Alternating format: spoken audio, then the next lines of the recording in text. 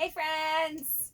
Grottons on the Go here. I'm Darcy. This is my daughter Nora. Hi. We are coming to you with some more fun at-home activities today. Nora is going to teach me how to finger knit. So all you need is yarn and your fingers. hand. Yeah, fingers.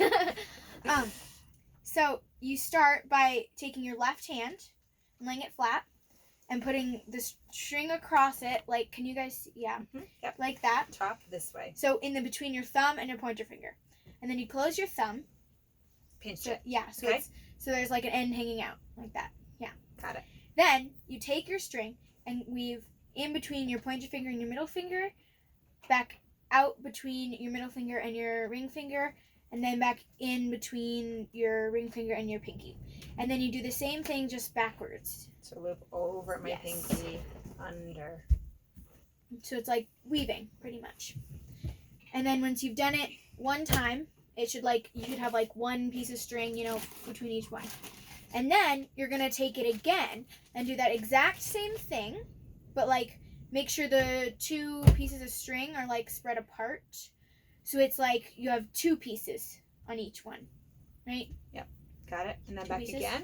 No. And then you hold the thing in between your thumb, but you're going to take the bottom one on your pinky and pull it over the top one and over the top of your pinky so that there's only one string left.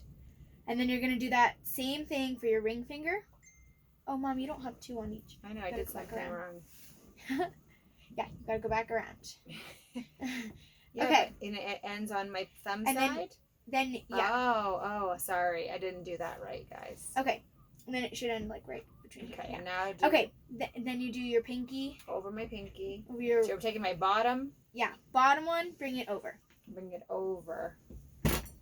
Bottom string. Bring it over. I have to bend my fingers a little bit. Is that okay? Yeah. And even though this one's hanging out, what do I do with it? Okay, so then with this one, you just pull it back through. So then there's not something in between your thumb. You're going to pull it back through here. Yeah.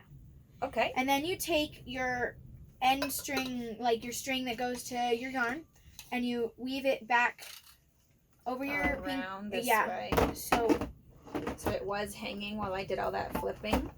Yeah. And now I'm taking it and going back around my pointer. So then again, under my second, over my fourth, under my pinky. Mm-hmm. And then you're gonna pull. So now it's on this side. Pull your bottom ones down a bit so it doesn't end up like coming all off your hands, because then it'll ruin your like knitting, your finger knitting. And then I go back again. Back around again. Okay. So there's two. So when I end at my on pinky, each finger. then I always go back the other side. Okay. And now we're going again to the pinky side. Starting with the pinky side? Yes. Okay, you start same with the thing. pinky and bring the Flip it bottom over. one over. And you keep going all the way to your pointer finger, and you do that same thing again. Then I pull them down. Up and over. Mm-hmm. When you're done with that, see what I do is I take my end string and pull it, but some people don't do that, so it really depends on like what you really depends. Yeah, sure, it's great. I like to pull my end I piece. think I got this now. So that it's like So tighter. now I'm gonna go again. Over, under. Well, make sure you bring your under, thing down, and then over, so that they're not like up to here. Over, under. So you should have two on each finger. Oh yeah, always two on each finger.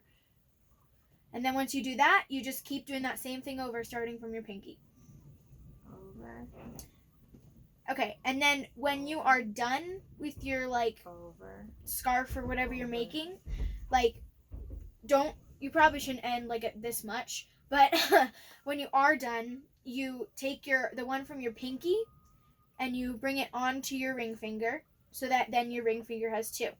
And you bring your under. Oh, you can start to see it. Yeah. So I'm gonna end start mine. to see my little knitting right here, and it will it looks cool when Nora does them, and they're like really long.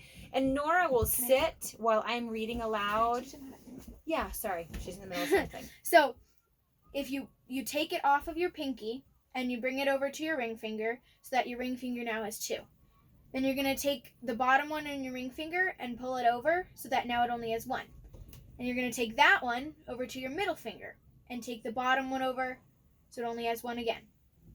Then you're going to take that one to your pointer finger, pull the bottom one over so it only has one, and then you can like tie it in a knot or some way when you're done. So, yeah.